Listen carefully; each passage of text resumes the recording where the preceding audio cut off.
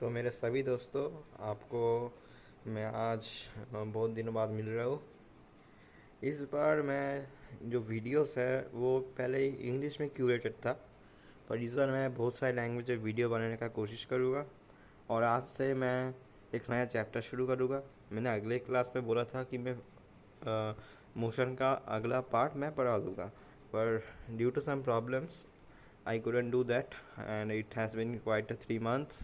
And so today from onwards, I have changed my way of teaching into a new one. And so from today onwards, we will learn a new chapter, that is work, power, and energy.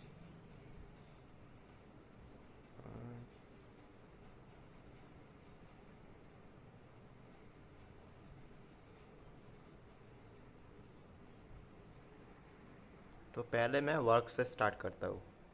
तो पहले हमको समझना पड़ेगा work क्या है और कब work किया जाता है।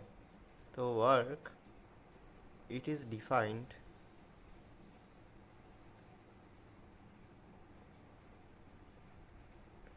as the product of force and displacement.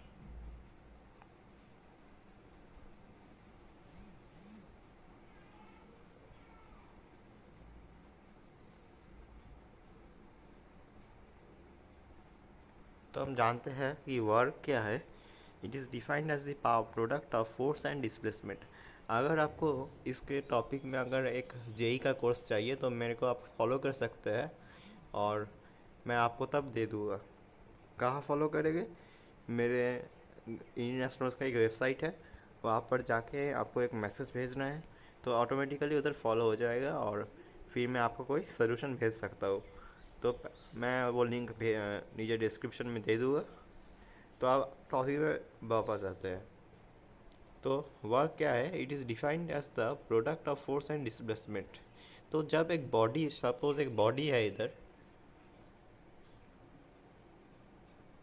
इधर एक कोई नॉर्मल सरफेस है, नॉर्मल सरफेस से नॉर्मल पकड़ लीजिए। तो जब आप किसी फोर्स को अप्लाई करते हैं ना कोई भी बॉडी में, तो पहले हमको समझना पड़ेगा कि बॉडी का वेट जो है, it's directly affects the force, as force and weight are quite similar.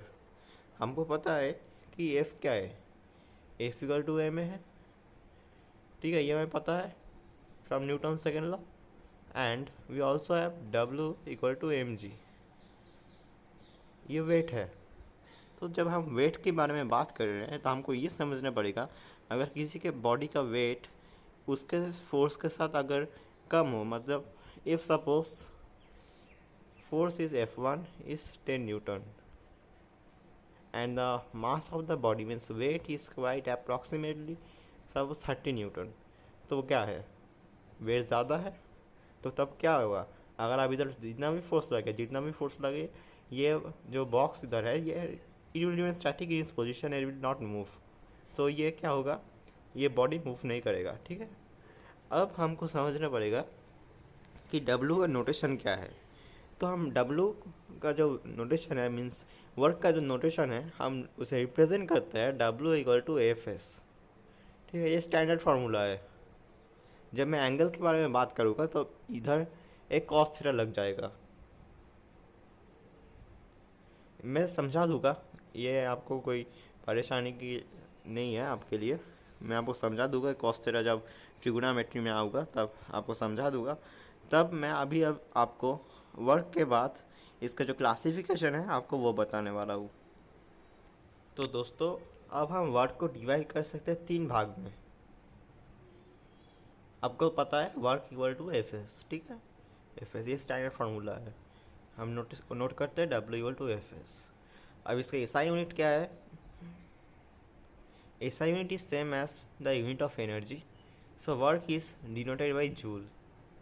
ये आपको याद रखना है दोस्तों। ठीक है, तो अब ये SI यूनिट हमको निकल गया जूल। अब इसके आधार पे हम मेरे पास 3 सिचुएशंस है। पहले में है पॉजिटिव वर्क,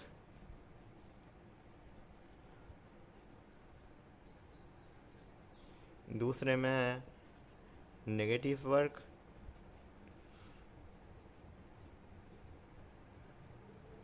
और थर्ड में है ज़ीरो वर्क।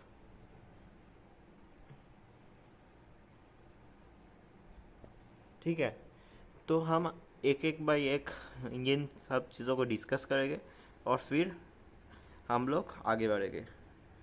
तो चलिए, तो suppose there is some object kept in a lawn roller. A person applies a force from the right side, let it be F.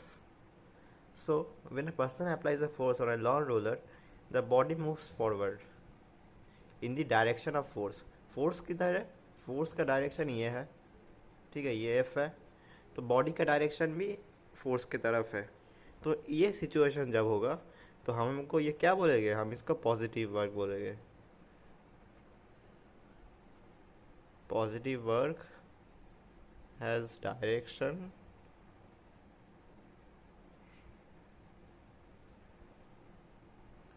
same as the direction of force.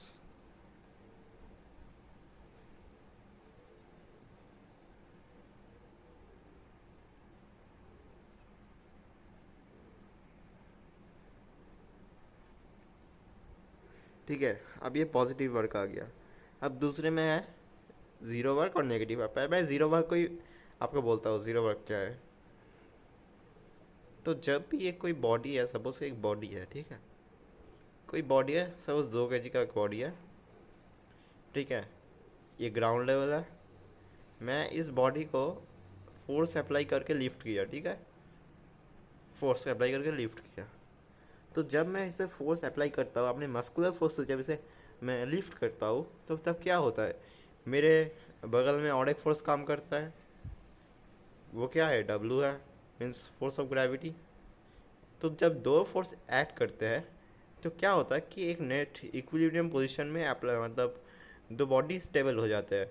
मतलब जब आप एक body को lift करते हैं ऊपर में, तो ग्रेविटी क्या करता है कि उस बॉडी को नीचे ढकेलता है, और उसके कारण जो नेट फोर्स क्या हो जाता है, नेट फोर्स ज़ीरो हो जाता है। अगर नेट फोर्स ज़ीरो हो जाता है, सॉरी, नेट फोर्स अगर ज़ीरो हो जाता है तो क्या होता है, हमको पता है वर्क का फॉर्मूला है एफ एस। तो अगर फोर्स ज़ीरो हो जाएगा तो ऑटोमेटिकली क्या हो जाएगा, ये भी ज़ीरो हो जाएगा, तो ज़ीरो जूल वर्क हो गया। तो इसे कहते हैं ज़ीरो वर्क। तो मैं इधर लिख लेता हूँ, when a body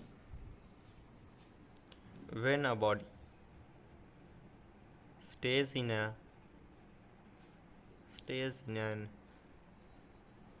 equilibrium position,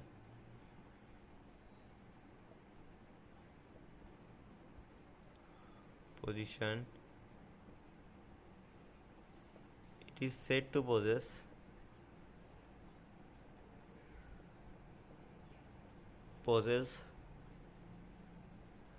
zero work. तब क्या हो जाता है, ज़ीरो वर्क हो जाता है। तो इसके आधार पे और एक फोर्स है जिसको हम कहते हैं वर्क का, एक और एक क्लासिफिकेशन है which is called negative work. तो नेगेटिव वर्क आपको, ये बहुत ही सिंपल सा कॉन्सेप्ट है, ये आप in our daily life you can experience this actually.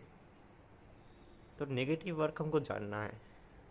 तो नेगेटिव वर्क कब होता है, तो जब एक बॉडी रहता है, इसमें मैं एक बॉडी का एग्जांपल लेता हूँ, कोई और एग्जांपल नहीं ले रहा, बॉडी का ही ले रहा हूँ, ठीक है, ये हंसने वाली कोई बात नहीं है। तो एक बॉडी, सपोज एक बॉडी है, इसको भी मैंने लिफ्ट किया। तो जब मैं इसे लिफ्ट किया तो सपोज इसका जो वेट मैंने अप्लाई किया करीबन 20 न्यूटन था, ठीक है। अब जब इधर सपोज वेट काम करता है, ठीक है, W=mg है, तो ये वेट सपोज 30 न्यूटन का है, ठीक है, 30 न्यूटन नीचे खींच रहा है। तो क्या होगा ना, तो ये क्या होगा, ये एग्जाम्पल किसका है, ये जो फोर्स है, ये बॉडी ऑटोमेटिकली नीचे गिर जाएगा क्योंकि इसका फोर्स जो है वो ज़्यादा है। पर अगर मैं इस बॉडी का वेट को मैं थोड़ा बढ़ा के सपोज 40 न्यूटन कर देता हूँ, तो ये कांस्टेंट रहने दो। तो जब क्या है, तो एक फोर्स, जो फोर्स ऑफ ग्रेविटी है वो ज़्यादा है, तो वो कम है। तो अगर जो ज़्यादा कम है, सपोज इस F2, तो हमको पता है कि F2 - F1 होता है। लार्जर माइनस स्मॉलर, ये हमको रिलेशन पता है। वैसे ही फाइनल माइनस इनिशियल, ये ऐसे ही डिफर करता है। तो हमको ये जानना होगा कि F2 जो है वो 30 न्यूटन है। 30 न्यूटन माइनस 40 न्यूटन क्या आता है? Minus 10 newton.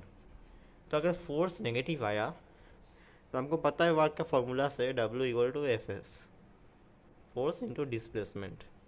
तो जब हम ये अगर नेगेटिव हो गया तो क्या आएगा? Minus Fs। तो तब क्या होगा? Negative work. तो इसको हम क्या कहते हैं? Negative work. क्योंकि मैं डेफिनेशन लिख देता हूँ। तो हम नेगेटिव वर्क को सिंपली कह सकते हैं, negative work can be simply stated as force acting opposite to the force of gravity. जैसे मैं एग्जांपल में दिखाया कि फोर्स क्या आया? Minus 10 newton. तो ऑटोमेटिकली उधर नेगेटिव साइन आ गया। तो जब नेगेटिव साइन आ गया तब हम जब उसे एफ एस से मिलाते हैं तो क्या आता है? माइनस एफ एस आता है। तो उससे हम ये समझ सकते हैं कि उस कंडीशन का हम नेगेटिव वर्क कह सकते हैं। So force acting opposite to the force of gravity. मैं ग्रेविटी के ऊपर एक डिटेल कोर्स बना दूंगा, मुझे थोड़ा टाइम चाहिए, फिर मैं आपको वो वाला लिंक भी भेज दूंगा। क्योंकि gravity is as a whole is a very huge chapter and lot of concepts are there. तो मेरे को मतलब बहुत टाइम लगे उसे पढ़ाने में, इसलिए मैं जो ईजियर कॉन्सेप्ट्स है जो आप मैकेनिक्स में समझ सकते हैं वो मैं आपको आगे पढ़ा दे रहा हूँ, ठीक है। तो हम नेगेटिव वर्क जान गए। अब based on this we can consider a few numericals.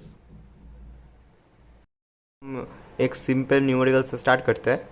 तो एक फोर्स है ऑफ 10 न्यूटन, ठीक है, and we have taken the displacement is as 2 metre, ठीक है। We know from the formula of force W=F into cos theta. तो cos का value क्या आएगा? हमको पता है अगर कॉस अगर हम ज़ीरो पकड़ लेंगे ना, तो कॉस अगर ज़ीरो पकड़ लेंगे ना तो highest power means highest value of cos 0 degree is always 1। ये हमको याद रखना है।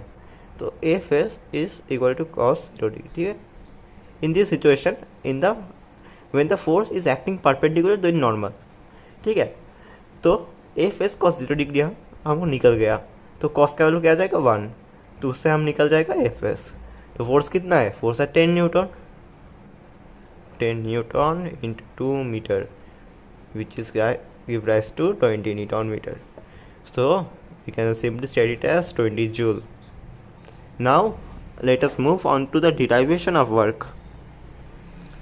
Derivation of work.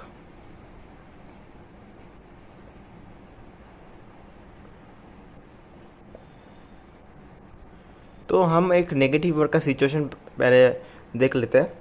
तो हम इस जो वर्क को हम नेगेटिव वर्क के हेल्प से हम बोले थे प्रूफ करेंगे। मैंने आपको पहले ही बताया है कि ये बहुत इजी कॉन्सेप्ट है, इसलिए हम जो भी पॉसिबल है ना, तो वर्क में जो भी पॉसिबल है हम सब नेगेटिव वर्क या पॉजिटिव वर्क से निकाल ले सकते हैं। तो हम वो निकालने की कोशिश करेंगे कि हम W=Fs, ये हमारा प्रूफ करने का सिचुएशन है RTP, ठीक है। सो हम पता है F is equal to ma from Newton second law and AC is equal to V square minus U square by 2A। Okay, so हम इसे लिख सकते हैं एफ एस ए में into V square minus you square by 2A। तो cut गया तो हम क्या आता है? m/2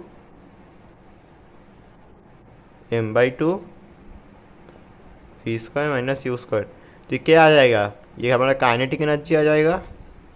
मैं चिंता करने का कोई बात नहीं है, काइनेटिक एनर्जी समझा दूंगा फिर से, पर late consider it has the derivation of work, ठीक है। तो हम क्या मिल गया? ये है डिराइवेशन ऑफ वर्क। अब मैं आपको कोई ट्रिगो का हेल्प से मीन्स ट्रिगोनोमेट्री का हेल्प से मैं एक सिचुएशन आपको दिखाने वाला हूँ।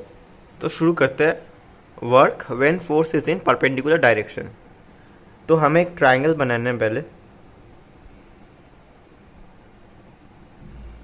एक राइट एंगल ट्रायंगल बना है, हमको पता है कि पाइथागोरस थ्योरम तभी अप्लाई होता है जब राइट एंगल ट्रायंगल आता है। फिलहाल मैं उसको इधर कंसिडर नहीं करूँगा, ठीक है। ए बी सी, ठीक है। अब ये क्या है, हमारा 90 डिग्री है, angle B S C that is equal to 90 degree. अब अगर 90 डिग्री क्यों है, ये आपका अगर आपको क्वेश्चन है तो मैंने ये नहीं बोल सकता, क्योंकि ये बेसिक कॉन्सेप्ट है और ये सब आप लोग क्लास 5 में पढ़े होंगे। तो हमको ये समझना पड़ेगा कि work we simply write as F into S. We know F is equal to M g and S is equal to v square minus you square by 2 है। ये दोनों चीज़ हमें लगेगा, तो हम इधर क्या करेंगे, ये डायरेक्ट पुट कर देगा तो W equal to M G S आ जाएगा, ठीक है। अब एम जी एस अगर आ जाएगा ना, तो जब हम ट्रिगोर का हेल्प लेते हैं तो हमें एक एंगल मिलता है which is 90 minus theta, means this angle is angle A B C, okay.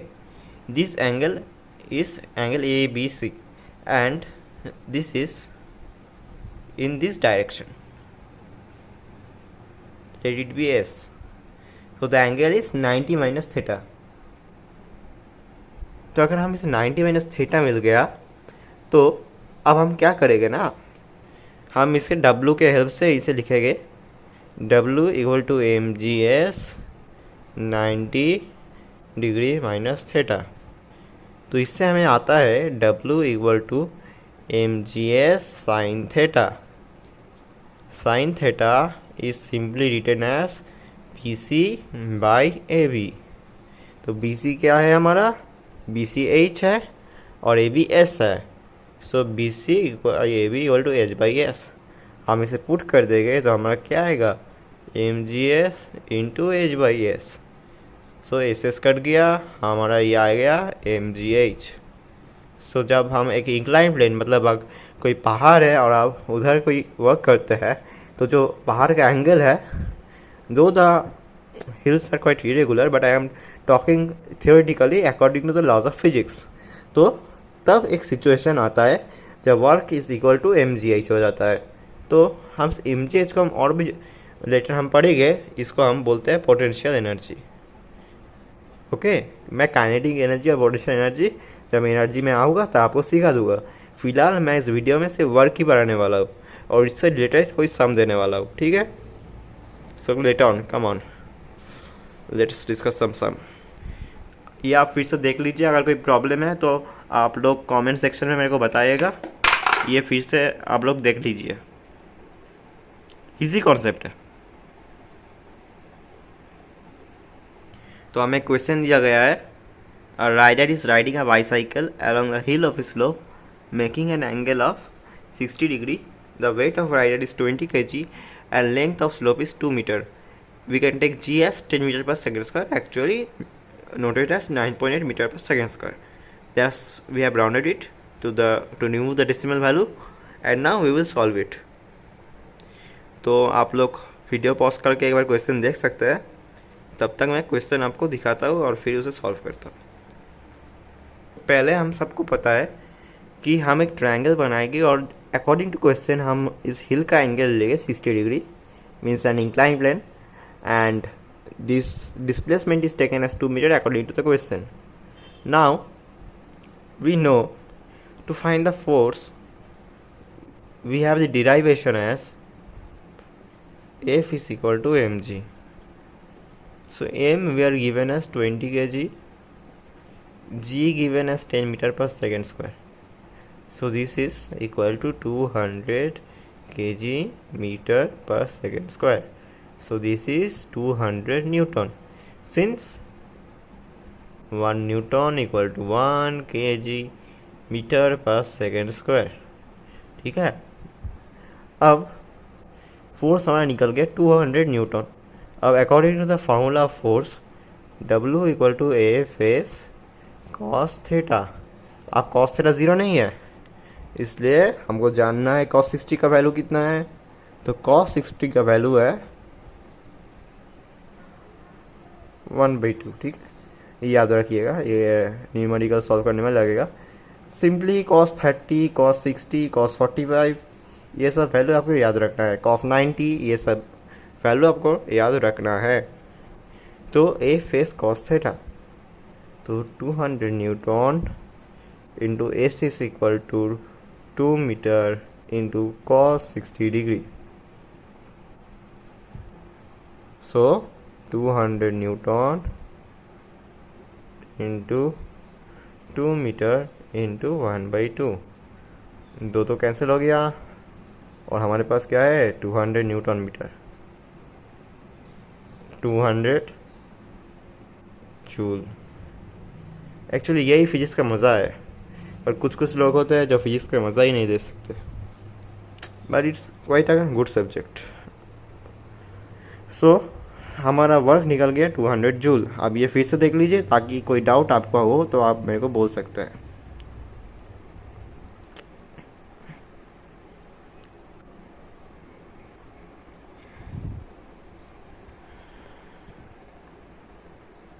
देखिए, अच्छे से देखिए, अगर कोई डाउट है तो आप मेरे को बोल सकते हैं। हमारे यूट्यूब पेज में आप लोग कमेंट कर सकते हैं। तो देख लीजिए, हमारा F 200 न्यूटन है। फिर हमने फार्मूला लगाया, cos 60 का वैल्यू 1/2 है, W equal to F S cos theta 200 newton into 2 metre into cos 60 degree, उस value is 1/2। So give that gives implies that 200 newton into 2 metre into 1/2 that equal 200 newton metre and that is 200 joule. तो आप लोग ये अच्छे से समझ लीजिए जो दोस्तों, ये कॉन्सेप्ट लगेगा अगर जब हम लोग एनर्जी और वो पावर करेंगे। अच्छे से देख लीजिए। तो चलिए अब हम लोग एक स्पेशल केस देखते हैं वर्क का, और फिर हम लोग ये चैप्टर एंड करेंगे। तो जब हम इसको भी हम फोर्सेस परपेंडिकुलर डायरेक्शन में ही पकड़ सकते हैं। ये सिचुएशन भी quite similar to other situations. तो सपोज एक फोर्स अप्लाई करते हैं कि इंक्लाइन प्लेन में हम एक फोर्स अप्लाई करेंगे, ठीक है। Suppose is incline plane, name it as A B and C, ठीक है। तो अब हम बोलते हैं कि force is in perpendicular direction, एक और एक एग्जांपल है। तो तब क्या होता है ना, तो हम इधर डायरेक्शन हम हाइट के मतलब परपेंडिकुलर के डायरेक्शन में हम अप्लाई करते हैं। That means A B is perpendicular to A C. आप लोग ये लोग कॉन्ग्रुएंस में पढ़ चुके हैं कि अगर ऐसा कोई क्राइटेरिया रहता है तो जो एंगल होता है कि एंगल बी ए सी, हम इसे 90 डिग्री पकड़ लेते हैं, ठीक है। सो फोर्स जब हम अप्लाई करेंगे तो इन दिस सिचुएशन कॉस का वैल्यू कितना आएगा, 90 डिग्री आ जाएगा। हम जानते हैं W equal to F S cos theta. तो अगर W equal to F S cos 90 degree हो जाता है ना, तो एक स्पेशल केस है, तब वर्क क्या होता है, ज़ीरो होता है, 0 जूल होता है। तो दिस इज 0 जूल, ठीक है। ये आपको थोड़ा समझना पड़ेगा। कॉस 90 का value, highest value is 0 degree, ये आपको याद रखना पड़ेगा, ठीक है, जैसे मैं अगले पार्ट में बताया हूँ। तो आप ये देख लीजिए। अगर कोई डाउट है फिर से मेरे को फ़ोन कीजिएगा, मेरा नंबर मैं दे दूँगा नीचे, और ये आप देख लीजिए, अच्छे से देख लीजिए। ये सब कुछ बहुत ही इम्पोर्टेंट है, very important for mechanics, classical physics, and for cracking JEE exams. These are the basic concepts. In uploading coming videos, I will upload more new concepts based on JEE level, and so that's for today. Next class I will discuss energy, power, and I have told you that the motion, some concepts are left. I will try to complete it, especially the circular motion and the centripetal force chapter, that I will try to complete in the upcoming videos. So thank you for today and have a good time, and don't forget to like, subscribe my channel for upcoming such interesting videos. Thank you. ये देख लीजिए last time के लिए, अगर देखना होगा तो video pause करके देख लीजिएगा। Thank you.